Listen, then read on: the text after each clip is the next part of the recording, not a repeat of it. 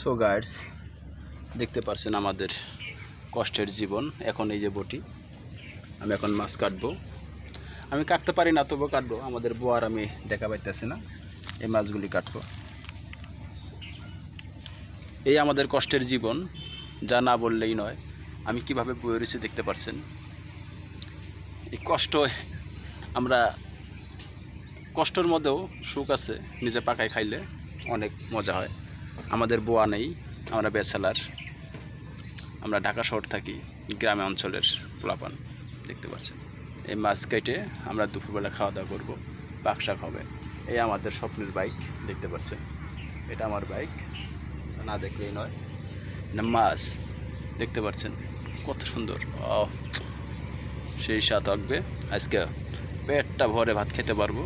সবাই আমাদের যে দোয়া করবেন। সুস্থ থাকবেন, ভালো থাকবেন। আল্লাহ হাফেজ।